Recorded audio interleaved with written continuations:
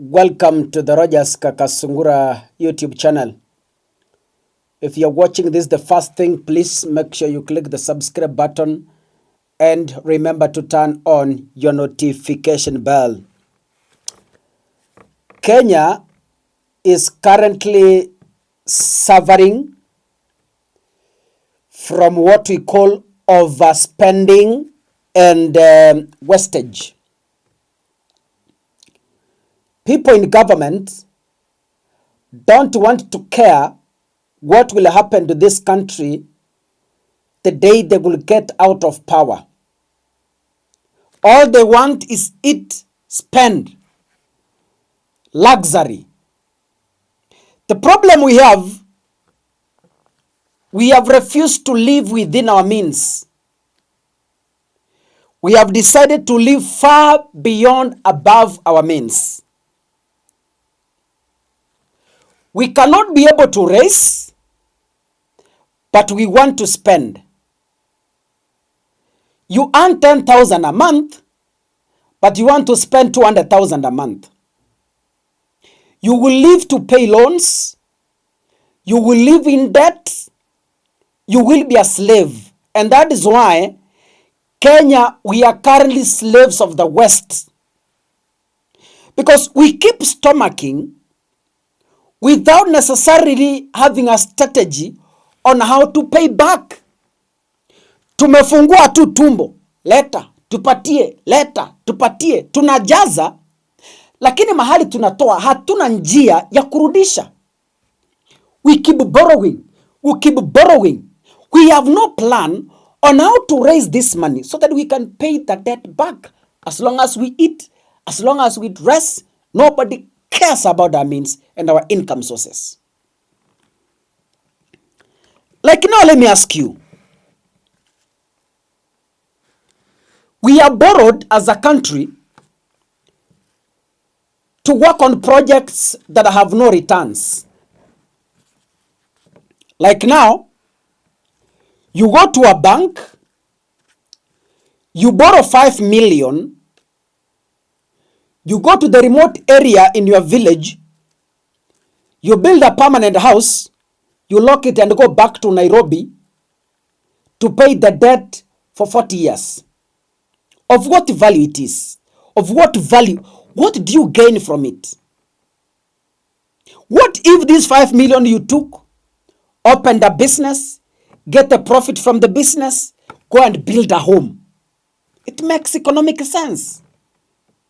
Kenya currently is investing in projects that don't give returns.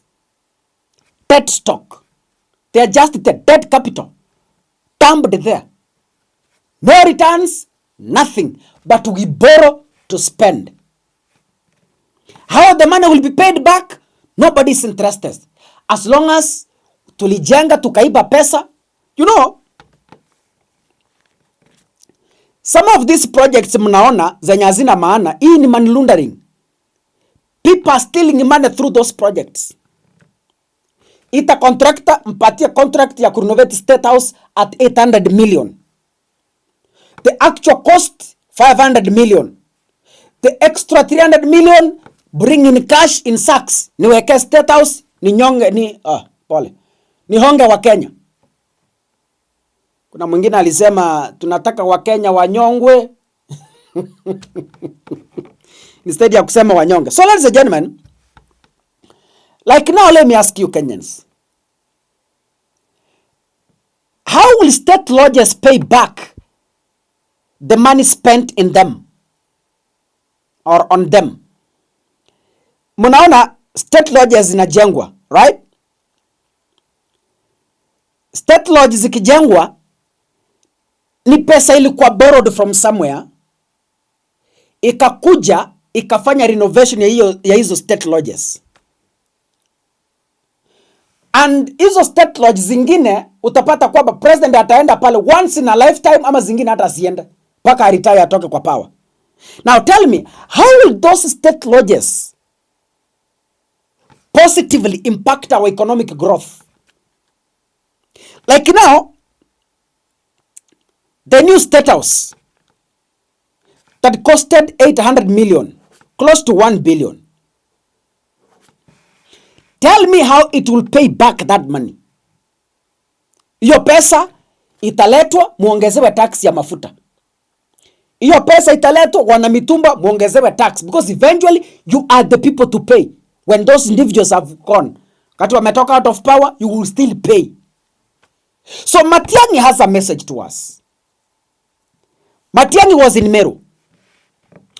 And when he was in Meru, he noted that William Ruto is building a state lodge deep in the forest in Meru County.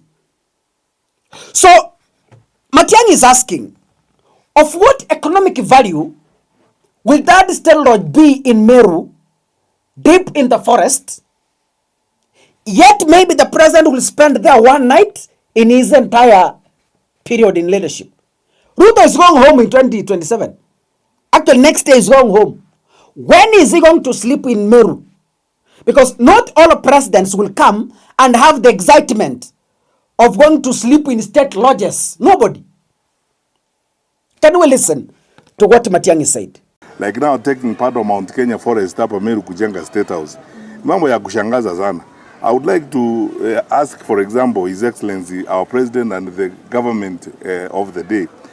It's very simple. I'll advise them, use that money that you are going to build a state house in building an ultra-modern military training facility to create a buffer zone between Isiolo and Meru to protect our people who are attacked every day and the card rustling that is going on there.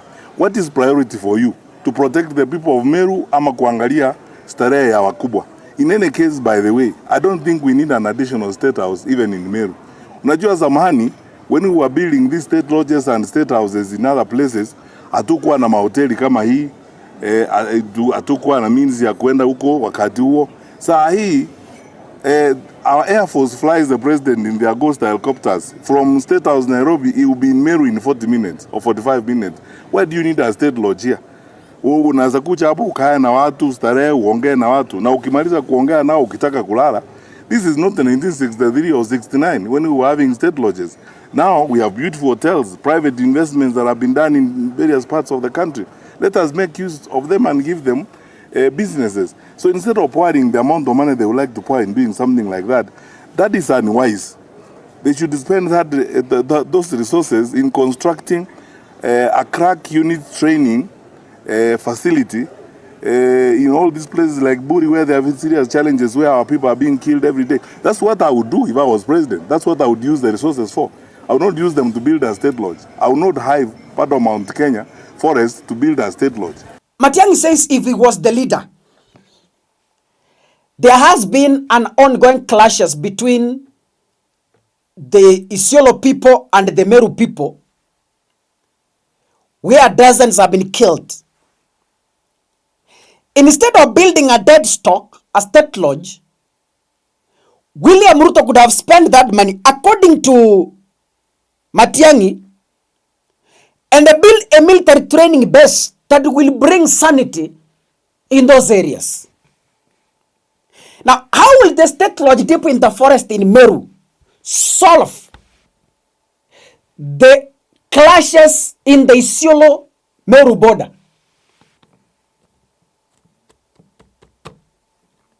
And how will that state lodge deep in the forest, the dead stock, pay back the loans used on it? How beneficial are these state lodges to 47? I come from Gusii region. Assume building a state lodge in Kisii town and another one in Nyamira, just 10 kilometers apart, of what economic value it is. Sometimes, kuna kitu nataka mjue. Some of this project ni money laundering inaendelea, lakini nyinyi hamwezi elewa. God bless you. See you in the next episode. Asanteni sana.